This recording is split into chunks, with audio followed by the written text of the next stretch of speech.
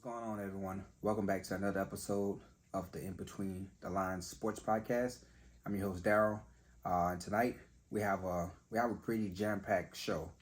So before we start off, I'd like to say rest in peace to Alex Collins. News just broke a few minutes ago that he passed away. Details are still emerging, but I just want to say condolences to his family and friends and loved ones. He's dead at 28 years old. So rest in peace, Alex Collins. All right, so moving forward, a lot of stuff's been happening around the NFL. Today was pretty busy in the NFL towards the evening time frame. The dominoes fell with Zeke Elliot. So Zeke Elliot signed with the New England Patriots for a 1-year deal, worth $6 million. So that's pretty good for Zeke Elliott, right? I think it's a good setup for him because it's going to be a running back by committee, right? They still have Rondo Stevenson, if I'm saying that right, a good young back, right? They got him in the backfield. They got Zeke Elliott, and they got a couple other guys. So Zeke Elliott, he won't be expected to carry all of the load because, him and Stevenson, to me, are like similar backs, right? They both build pretty nice, right? They both can get those tough downs, those tough yards. So I think this is a good landing spot for Zeke. And then I think Dalvin Cook was waiting until Zeke signed because soon as the news broke that Zeke signed with the New England Patriots, Dalvin Cook pretty much signed with the New York Jets. But there has been a little grumbling with the running backs with the New York Jets. Michael Carter pretty much came out and said that they don't really need Dalvin Cook, that they got all of the guys that they need already in the locker room. And I get what he's saying because, he's a young back. They got Bryce Hall, right? And they got a couple other guys in the mix, and they just trying to make a name for themselves, you know what I mean? So they don't really want a veteran, an established player like Dalvin Cook, right? He's a 4-time Pro Bowler. Guy is a do-it-all back, right? He can get you tough yards. He also can catch out of the backfield, right? So with a veteran like Dalvin Cook coming in, right? He signed a 1-year deal worth $8 million. It's already expected that he's going to get a large amount of the carries. And so that's going to kind of take something away from Michael Carter and Bryce Hall. But, so Dalvin Cook signed with the New York Jets for $8 million. And then Ezekiel Elliott signed with the New England Patriots for $6 million. And with that being said, right, you still got Kareem Hunt that's on the open market, and you still got Leonard Fournette that's on the open market. So now that, Zeke and Dalvin Cook have signed, I'm curious to see where Leonard Fournette and Kareem Hunt is going to sign. There have been a little bit of smoke around the New Orleans Saints for Kareem Hunt, but nothing has popped up so far. All right, so moving on to the NFL Rookie Quarterback Carousel, right? So it was a couple of preseason games this weekend. Some of the notable rookie quarterbacks, right?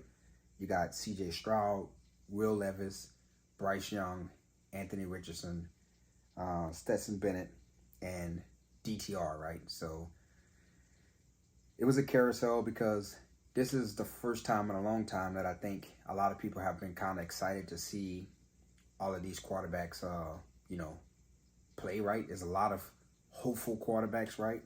So it was pretty much a carousel. It was a mixed bag of performance. Now, mind you, these first preseason games was these guys' first games in the NFL, right? So, Will Levis, he got sacked 4 times and he threw 1 interception. I mean, to me, Will Levis, he looked like trash, if I'm being honest, right? C.J. Stroud, he went 2 of 4 for 13 yards. I actually watched that game just to see C.J. Stroud play, and he threw a pretty nasty pick, right? He threw a pick right to the guy. I don't know if the guy flashed in front of him too fast or he just didn't see the guy, but he threw a pretty nasty pick. Bryce Young was 4-6 for 21 yards. He took a pretty hard hit his first throw to Dillman, sorry. Anthony Richardson was 7-12 for 67 yards, and he threw a pretty nasty pick too, but he bounced back because he had a pretty nice pass downfield to his receiver, but he also had a pick. And Stetson Bennett, he went 17 for 29 for 191 yards and 1 touchdown, and he had a quarterback QBR of, I think, 98.9, so almost a 90, so not bad. And then you have DTR, the rookie out of UCLA. He plays for the Browns. This was his second preseason game, and his first preseason game he played really well, and this preseason game he also played really well. He was 9 of 10 for 102 yards and 1 touchdown. So I think he has about 3 touchdowns already on the preseason. So I think he threw 2 and he ran 1 with his legs, but I'm not quite sure. I have to check the stats on that. But I know that out of all of the rookies that I named, DTR is having the best preseason so far, followed by Stetson Bennett. Now, mind you, this was a small sample size, but you know how it is in the NFL and how some of the fans are. They don't want to give these guys an opportunity, so there's already been some chirping that C.J. Stroud is overrated.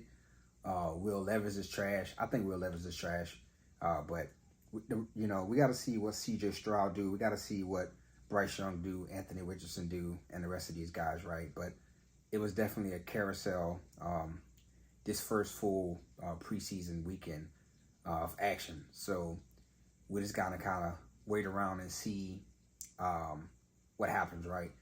I definitely expect people like quarterbacks like C.J. Stroud, Anthony Richardson, Bryce Young to be day one starters.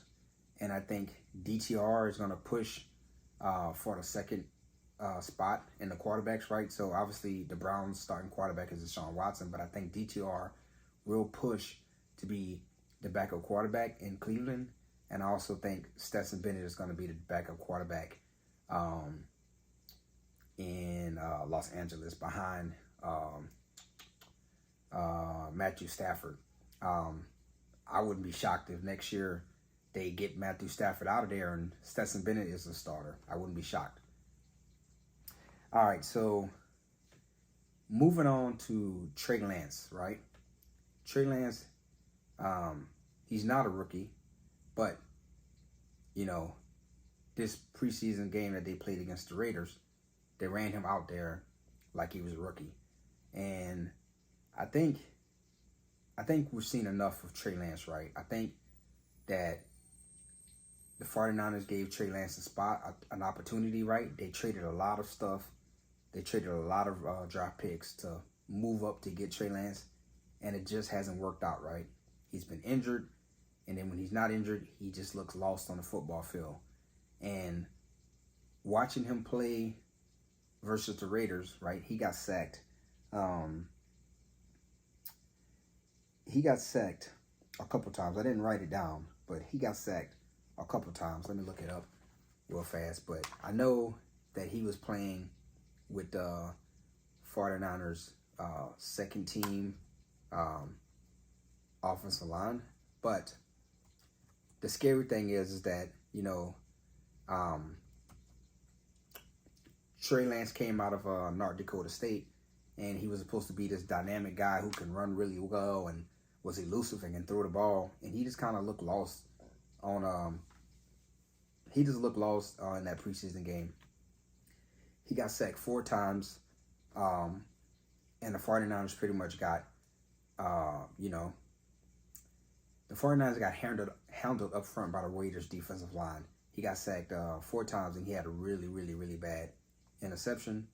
And to be honest, Sam Darnold looked a whole lot better than Trey Lance, and Sam Darnold just got into that offense and he already looked more comfortable in that offense than Trey Lance, who's been in that offense 3 years already. So I think the writing's on the wall for Trey Lance. I think the 49ers are going to pretty much feature him this whole preseason, and hopefully they're going to try to get a low round, like a late second round pick, or maybe an early third round pick for him. One or the other.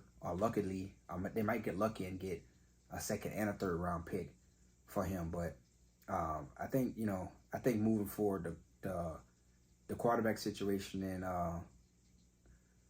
San Francisco is going to be Kyle Purdy, Jake Purdy, whatever. I don't remember his name. Let me see. What's this dude's name? I don't know why I can't think of this dude's name. Brock Purdy, sorry. So I think moving forward, the quarterbacks in San Francisco will be Brock Purdy, Sam Darnold, and then they may keep Trey Lance, but he's going to be the third string guy, right? So, the 49ers have not had a very good history with quarterbacks staying healthy, so they might look to keep Trey Lance, but Trey Lance is definitely going to be the third guy on the roster. And the 49ers might just sign another veteran quarterback, and Trey Lance might fall to fourth on the depth chart for quarterbacks. But I think, Trey Lance seemed like a good kid, a good dude, but, he is just pretty much a bridge quarterback now. He's just a quarterback who a team might pick up, who wants him to play while they, passively tank, right? So he'll be a good bridge quarterback to another rookie quarterback next year. Maybe someone like Drake May or Caleb Williams, right? He's just quarterbacking until one of those guys come available for a team. Or maybe he's just going to be a career backup quarterback in the NFL. And nothing's wrong with that, right? Who knows?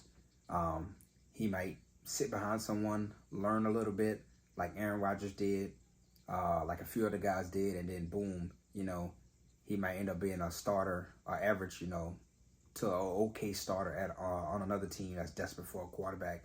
I would think maybe the Atlanta Falcons, because we still don't know what Desmond Ridder is going to do, but I can see the Atlanta Falcons calling the 49ers for Trey Lance. But that's my 2 cents on the matter. That's my opinion on the matter. And that's pretty much all I got for this episode. Again, really, really jam-packed evening in the NFL. Again, rest in peace to Alex Collins. Great running back for the Baltimore Ravens. I'm sorry. Zeke Elliot with the Patriots. Dalvin Cook to the Jets. And just waiting to see where Kareem Hunt and Leonard Fournette go to. So as always, I want to say thank you for supporting. If you haven't already, please like this video, leave a comment. Like I said, it all helps, whether it's negative or positive, right? I appreciate everyone who viewed my last video and also interacted with me in the comments. If you haven't seen my last video, please go take a look at it. And again, leave a comment, a like, and consider subscribing. And as always, until next time, be safe, and I'm out.